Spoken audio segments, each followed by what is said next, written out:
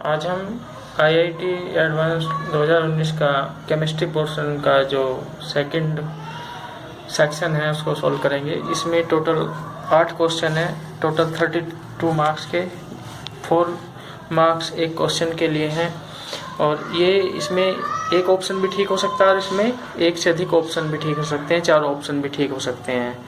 तो ऑप्शन के आधार पर इसमें मार्क्स हमें मिलते हैं, कितने ऑप्शन हमने ठीक किए हैं। यदि हमने गलत किया है इस क्वेश्चन को तो इसमें -1 नेगेटिव मार्किंग है।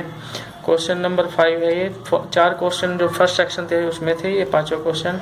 Tin chloride Q undergoes the following reactions not balanced. Balance equation नहीं दी है। क्यों है टिन क्लोराइड 2 होते हैं, हमें पता है, SnCl2 और SnCl4। 2 टिन क्लोराइड होते हैं। जब टिन क्लोराइड की रिएक्शन Cl- से हुई तो हमें X मिला। फिर जब टिन क्लोराइड की रिएक्शन मैग्नीशियम नाइट्राइड से हुई तो हमें Y मिला। और जब टिन क्लोराइड की रिएक्शन क्यूप्रिक क्लोराइड से हुई तो हमें Z मिला और साथ में क्यूप्रस क्लोराइड मिला। और इसमें दे रखा है X is a mono A9. Mono A9 मतलब एक एनाइन है वो जिसपे एक नेगेटिव चार्ज है। हैविंग पिरामिडल ज्योमेट्री, उसकी ज्योमेट्री पिरामिडल होती है, जैसे अमोनिया की ज्योमेट्री होती है पिरामिडल, इस तरह से। Both Y and Z are neutral, Y और Z न्यूट्रल हैं। और choose the correct options, correct option हमें चूज करने हैं। हमें इतना पता है जो X है वो क्या है, मोनो एनायन है और उसकी ज्योमेट्री पिरामिडल है। और Y और Z न्यूट्रल कंपाउंड है। तो ज्योमेट्री पिरामिडल है तो अमोनिया से इसकी हम कंपैरिजन करेंगे। अमोनिया से जब कंपैरिजन करेंगे तो अमोनिया में लोन पेयर होता है नाइट्रोजन पे, तो और इस पे क्या सा हाइब्रिडाइजेशन होता है, sp3 हाइब्रिडाइजेशन नाइट्रोजन पे होता है। तो इसी वजह से यहाँ पे X पे भी sp3 हाइब्रिडाइजेशन होगा। तो यहाँ पहला ऑप्शन यही है, the central atom in X is sp3 hybridised. तो X में जो सेंट्रल एटम होगा उसमें सेंट्रल एटम क्या होगा, टिन का होगा, उस पर क्या होगा, sp3 हाइब्रिडाइजेशन होगा। तो फर्स्ट ऑप्शन इसका करेक्ट है, A option. B option, there is a coordinate bond in Y। जो Y बन रहा है इसमें कोऑर्डिनेट बॉन्ड बनेगा, किस तरह से बनेगा, ये नाइट्रोजन पर लोन पेयर है यहाँ पे। और जो ये टिन क्लोराइड है, टिन क्लोराइड यानी Sn जो ये 6 ग्रुप में होता है टिन, इसमें d ऑर्बिटल खाली होते हैं Sn में, चाहे SnCl4 बने चाहे SnCl2 बने, दोनों में ही d ऑर्बिटल खाली होगा। तो इसलिए d ऑर्बिटल जो खाली होगा उसको उसके साथ ये नाइट्रोजन का लोन पेयर कोऑर्डिनेट बॉन्ड बना लेगा। तो ये इसका बी ऑप्शन भी करेक्ट है कि there is a coordinate bond in Y।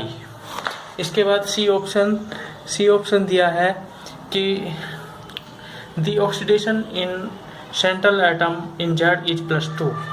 Z में जो सेंट्रल एटम होगा वो +2 होगा। देखते हैं इसको। Q क्या है, टिन क्लोराइड है, ये क्या है, क्यूप्रिक क्लोराइड, और यहाँ पे बन रहा है क्यूप्रस क्लोराइड। तो क्यूप्रिक क्लोराइड का रिडक्शन क्यूप्रिक क्लोराइड में हुआ, इसका मतलब ये टिन क्लोराइड है, यहाँ पे इसका यहाँ पे ऑक्सीडेशन होगा। इसका मतलब क्या, ये स्टेनस क्लोराइड है, स्टेनस यानी SnCl2, और यहाँ पे बनेगा स्टेनिक क्लोराइड यानी SnCl4। और जब SnCl4 बनेगा इसमें ये +4 स्टेट में होता है ऑक्सीडेशन स्टेट इसकी, और यहाँ पे +2 ऑक्सीडेशन स्टेट होती है टिन की। तो ये ऑप्शन सी रॉन्ग हो गया। और इसके बाद है option D, the central atom in Z है 1 लोन पेयर ऑफ इलेक्ट्रॉन। ये भी रॉन्ग है क्योंकि Sn का जो इलेक्ट्रॉनिक कन्फिग्रेशन होता है, लास्ट इलेक्ट्रॉनिक कन्फिग्रेशन होता है 4d10 और उसके बाद 5s2 5p2। तो S और P उसमें मिलाकर के कुल 4 इलेक्ट्रॉन्स होते हैं। 4 के 4 इलेक्ट्रॉन्स को क्लोरीन के साथ बॉन्ड बनाने में पार्टिसिपेट करेंगे।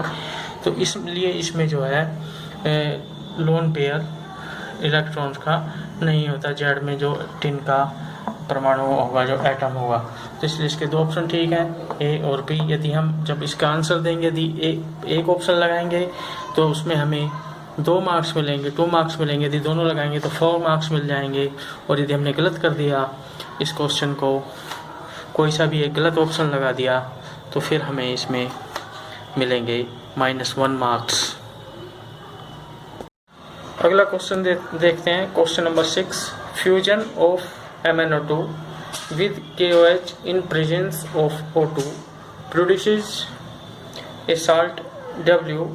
Alkaline solution of W upon electrolytic oxidation yields another salt X. The manganese containing ions present in W and X respectively are Y and Z. ये क्वेश्चन है और फिर इसमें से हमें क्या करना है, करेक्ट स्टेटमेंट्स को हमें सिलेक्ट करना है, छांटना है इसमें से। तो हम देखते हैं जो दिया है इसको देख लेते हैं। Fusion of MnO2 with KOH in presence of O2। जब हम MnO2 का फ्यूजन KOH के साथ करेंगे O2 के प्रेजेंस में तो हमें मिलेगा K2MnO4, जिसको इन्होंने W कहा है। K2MnO4 क्या है, पोटेशियम मैग्नेट। इसके बाद क्या कहा है इन्होंने, alkaline solution of W upon electrolytic oxidation yields another salt X। जब K2MnO4 का इलेक्ट्रिकल ऑक्सीडेशन करते हैं एल्कली की प्रेजेंस में, एल्कलाइन सॉल्यूशन इसका हो और उसके इलेक्ट्रोलिटिक ऑक्सीडेशन करते हैं तो हमें उससे मिलता है KMnO4, पोटेशियम परमैंगनेट, जिसको इन्होंने X कहा है। फिर इन्होंने कहा कि जो दोनों साल्ट मिले इसमें जो मैग्नीज कंटेनिंग आयन है वो है MnO4 माइनस, इसको इन्होंने कहा Y, और MnO4 माइनस ये परमैंगनेट आयन, इसको कहा इन्होंने Z। तो अब इसमें से हमें करेक्ट स्टेटमेंट निकालने हैं। In aqueous acidic solution of Y undergoes disproportionation reaction two gives Z and MnO2। हमें पता है जो Y है, Y क्या है, MnO4 माइनस आयन यानी मैग्नेट आयन। जब इसको एसिडिक सॉल्यूशन में हम इसको रिएक्ट करते हैं तो ये जो है परमैंगनेट आयन बनाता है MnO4 माइनस और साथ में मैग्नीज डाइऑक्साइड। ये डिस्प्रोपोर्शनेशन रिएक्शन कहलाती है। क्यों कहलाती है, क्योंकि इसमें एक ही कंपाउंड का ऑक्सीडेशन और रिडक्शन साथ साथ होते हैं। ये +6 ऑक्सीडेशन स्टेट है यहाँ पे Mn की, MnO4 माइनस में यहाँ पे +7 होगी और MnO2 में +4 होगी। तो यहाँ पे ऑक्सीडेशन हुआ, यहाँ पे रिडक्शन हुआ MnO4 माइनस का। तो ये डिस्प्रोपोर्शनेशन रिएक्शन होगी। अब ये क्या हो गया, ये ऑप्शन राइट हो गया। क्या कह रहा है, in acidic solution Y undergo disproportionation reaction to give Z and MnO2। Z क्या है, MnO4 माइनस यानी परमैंगनेट आयन। तो ये रिएक्शन इस तरह से होती है, ये करेक्ट हो गया। दूसरा, both Y and Z are coloured and have tetrahedral shape, ये भी ठीक है। टेट्राहेड्रल शेप क्यों होती है, क्योंकि इसमें D3S हाइब्रिडाइजेशन होता है। इसमें भी MnO4 माइनस में भी यानी मैग्नेट आयन में भी, और MnO4 माइनस आयन में भी यानी परमैंगनेट आयन में। मैग्नेट आयन और परमैंगनेट आयन दोनों में D3S हाइब्रिडाइजेशन होता है, तो इसलिए टेट्राहेड्रल ज्योमेट्री दोनों की होती है। और दोनों कलर्ड भी होते हैं, रंगीन होते हैं, क्योंकि ये चार्ज ट्रांसफर स्पेक्ट्रा के कारण ये दोनों कलर होते हैं, चार्ज ट्रांसफर के कारण। इसकी व्याख्या जब इसके चैप्टर को पढ़ोगे इसकी एक्सप्लेनेशन उसमें वहाँ मिलेगी, चार्ज ट्रांसफर की वजह से किस तरह से कलरफुल होते हैं।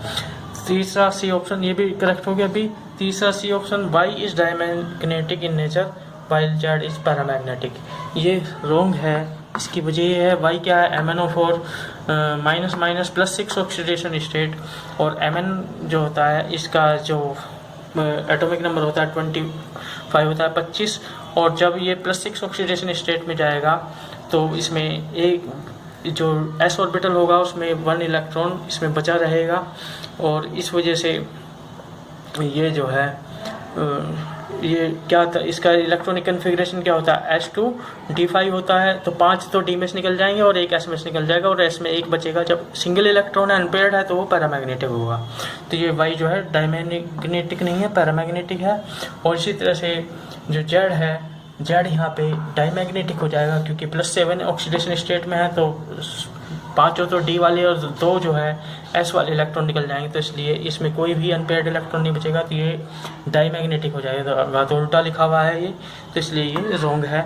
और डी ऑप्शन है, in both Y and Z pi bonding occurs between p orbitals of oxygen and d orbitals of manganese. जब हम स्ट्रक्चर को देखते हैं इसके मैग्नेट आयन और परमैग्नेट आयन के, तो जो ऑक्सीजन एटम है मैग्नीज के साथ डबल बॉन्ड बनाती हैं, इसमें भी और इसमें भी। जब डबल बॉन्ड बनते हैं तो उसमें क्या होता है, सिग्मा बॉन्ड और पाई बॉन्ड बनते हैं, तो इसमें यही बात कर रहा है कि पाई बॉन्डिंग। और पाई बॉन्डिंग कहाँ होती है इसमें, क्योंकि D3s हाइब्रिडाइजेशन है तो d ऑर्बिटल भी पार्टिसिपेट कर रहे हैं, तो पाई बॉन्डिंग जो होगी वो इसके ऑक्सीजन के तो p ऑर्बिटल और मैग्नीज के d ऑर्बिटल के बीच में होगी।